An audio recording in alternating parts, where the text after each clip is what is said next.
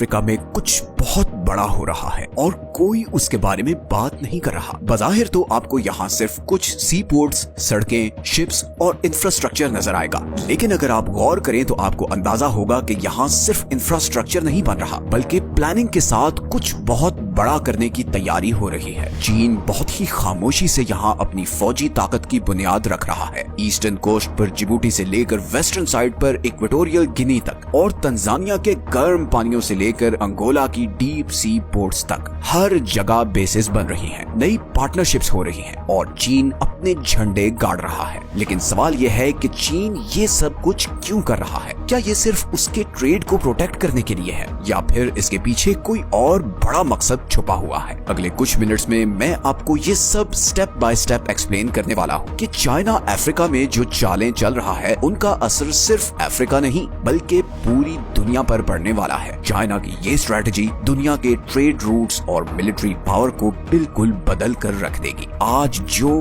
कुछ अफ्रीका में हो रहा है वो ये डिसाइड करेगा कि कल दुनिया के समुद्रों और इकोनॉमी का कंट्रोल किसके पास होगा। एक बार फिर आप सबसे रिक्वेस्ट है कि चैनल को सब्सक्राइब कर लें, क्योंकि इससे हमारी वीडियोस की रीच बढ़ती है और हमें मोटिवेशन मिलती है कि हम ऐसी और भी इंटरेस्टिंग वीडियोस आपके लिए बनाते रहें। इस सब की शुरुआत हुई जिबूटी से, हॉर्न ऑफ अफ्रीका के पास मौजूद एक छोटा सा मुल्क जिसे मैप पर ढूंढना भी मुश्किल है, मगर वर्ल्ड जियोपॉलिटिक्स में इसकी इंपॉर्टेंस बहुत ज्यादा है। 2017 में चाइना ने यहाँ पर अपना पहला फौजी अड्डा बनाया। इस मिलिट्री बेस के पास ही बाबल मंदेब स्ट्रेट है, दुनिया का एक बहुत ही इंपॉर्टेंट चोक पॉइंट। हर रोज यहाँ से पूरी दुनिया का 10% ट्रेड गुजरता है, जिसमें ऑयल, गैस और इंडस्ट्रियल सामान शामिल है। ये ट्रेड इंडियन ओशन से होता हुआ इसी स्ट्रेट के जरिए रेड सी में आता है और फिर स्वेज कनाल को क्रॉस करके यूरोप को जाता है। तो जिसके पास भी इस चोक पॉइंट का कंट्रोल होगा वो दुनिया का ट्रेड कंट्रोल कर सकता है। चाइना की जिबूटी में कोई छोटी मोटी बेस नहीं है, ये बहुत बड़ा सेटअप है। सैटेलाइट इमेजेस से पता चलता है कि यहाँ बंकर्स हैं, अंडरग्राउंड फैसिलिटीज हैं, एक डीप वाटर पोर्ट है जहाँ एयरक्राफ्ट कैरियर्स तक खड़े कर सकते हैं। यहाँ आपको चाइनीज फौजी भी नजर आएंगे, जिसका मतलब है कि ये बेस पूरी तरह ऑपरेशनल है। लेकिन सबसे इंटरेस्टिंग बात यह है कि ये चाइनीज बेस अमेरिकन, फ्रेंच और जापानीज बेसिस के बिल्कुल पास है। तो बेसिकली चाइना,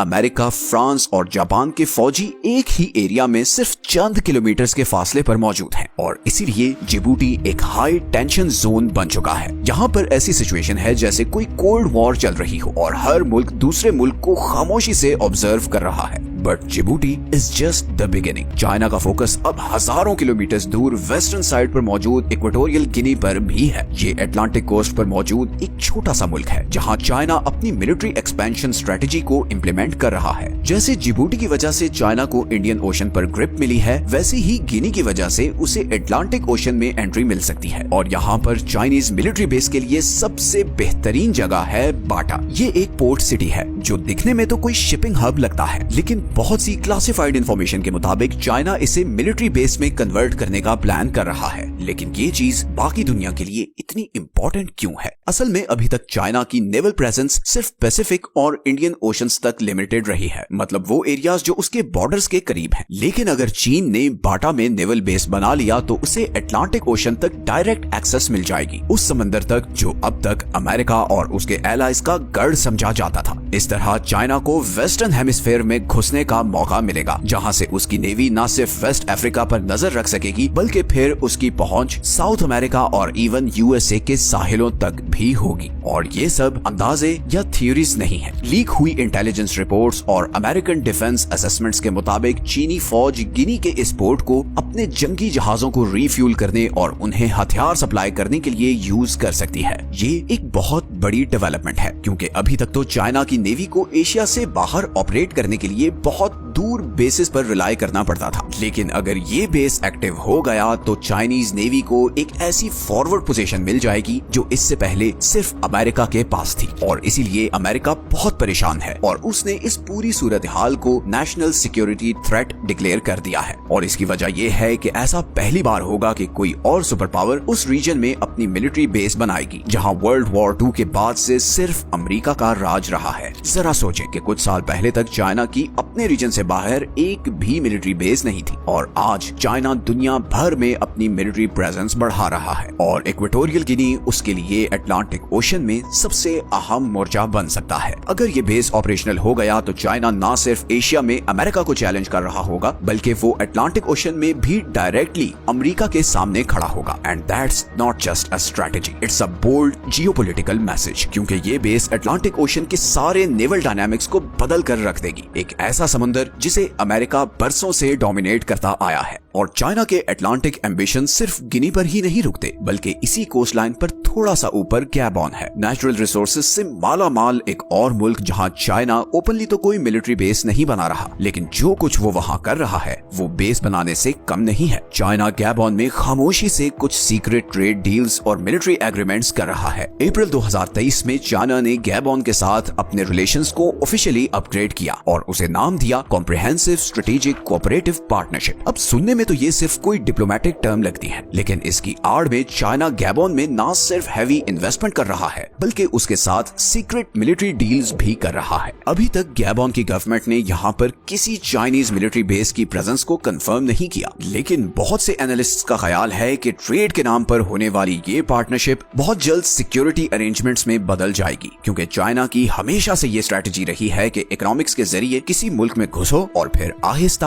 आहिस्ता वहां पर अपनी मिलिट्री प्रेजेंस बढ़ाना शुरू कर दो। और गैबॉन से थोड़ा ही नीचे अंगोला में चीन ने ये सब कुछ करके भी दिखा दिया है। अंगोला अपनी स्ट्रेटेजिक लोकेशन और नेचुरल रिसोर्सेज की वजह से एक बहुत इंपॉर्टेंट मुल्क है। चाइना 2007 से अंगोला का सबसे बड़ा ट्रेडिंग पार्टनर है। उसने अंगोला की ऑयल इंडस्ट्री, कंस्ट्रक्शन प्रोजेक्ट्स और पोर्ट्स में बिलियंस की इन्वेस्टमेंट की है और आज वो न सिर्फ अंगोला का सबसे बड़ा ट्रेडिंग पार्टनर है बल्कि उसको सबसे ज्यादा लोन देने वाला और सबसे बढ़कर सपोर्ट करने वाला कंट्री भी है। अंगोला का कैपिटल लुआंडा का पोर्ट चाइनीज इन्वेस्टमेंट का हब है। इस पोर्ट को चाइनीज इन्वेस्टमेंट से मॉडर्नाइज किया गया है and here's where it gets interesting. इस पोर्ट का डुअल यूज डिजाइन है, मतलब ये न सिर्फ कमर्शियल बल्कि मिलिट्री शिप्स को भी हैंडल कर सकता है। यहाँ पर ऐसे बर्थ और लॉजिस्टिक सेटअप है जो हर तरह के नेवल ऑपरेशंस को सपोर्ट कर सकता है। मतलब आम हालात में तो ये पोर्ट बस ट्रेड और कार्गो हैंडल करेगा, लेकिन अगर कभी वॉर लाइक सिचुएशन होती है तो चाइना इसी पोर्ट को फॉरेन मिलिट्री फैसिलिटी में कन्वर्ट कर सकता है और यहाँ से अपने जंगी समुद्री जहाज और इवन सबमरीन्स को भी सपोर्ट कर सकता है। तो गैबॉन एंड अंगोला में शायद आज की डेट में चाइना की प्रॉपर मिलिट्री बेसिस ना हो, मगर चाइना की यहाँ पर मौजूदगी उसे बहुत सी ऑप्शंस देती है और जियोपॉलिटिक्स में जिसके पास ज्यादा ऑप्शंस होती है पावर भी उसी के पास होती है। जिबूटी और गिनी जैसे कंट्रीज में अपनी प्रेजेंस के जरिए चाइना अपने इन्फ्लुएंस का एक जाल बुन रहा है और बात सिर्फ एक बेस या पोर्ट की नहीं है, ये कॉन्टिनेंट वाइड स्ट्रेटेजी है जिसके जरिए बीजिंग को उस रीजन में पावर और डोमिनेंस मिलने वाली है जहां कभी वेस्टर्न पावर्स का राज था। लेकिन चीन सिर्फ वेस्ट अफ्रीका या सदर्न अफ्रीका में ही नए प्लान्स नहीं बना रहा बल्कि अब वो उन प्लान्स को भी री-इन्फोर्स कर रहा है जिनके बीज उसने कई साल पहले बोए थे। इस लॉन्ग टर्म स्ट्रेटेजी की सबसे बड़ी एग्जांपल है तंजानिया, एक ऐसा कंट्री जहां पर चाइना कोल्ड वॉर के टाइम से अपना इन्फ्लुएंस बढ़ाने में मगन है। 1960s और 70s में जब अफ्रीकन कंट्रीज आजादी हासिल कर रहे थे तब चाइना को एक अपॉर्चुनिटी नजर आ रही थी, इन कंट्रीज के साथ ट्रस्ट डेवलप करने की अपॉर्चुनिटी। उस जमाने का सबसे मशहूर प्रोजेक्ट था तंजानिया ज़ैम्बिया रेलवे, एक बहुत बड़ा रेलवे नेटवर्क जो चाइना की मदद से बनाया गया था, जिसके जरिए ज़ैम्बिया अपनी चीजें तंजानिया के थ्रू बाकी दुनिया को एक्सपोर्ट करता था। ये सिर्फ एड नहीं थी बल्कि अफ्रीका में अपना इन्फ्लुएंस बढ़ाने की चाइना की पहली कोशिश थी और आज भी चाइना यही स्ट्रेटेजी फॉलो कर रहा है। उसने तंजानिया के पोर्ट्स, रोड्स और एनर्जी सेक्टर पर बहुत हेविली इन्वेस्ट किया, लेकिन इन सब में सबसे इंपॉर्टेंट और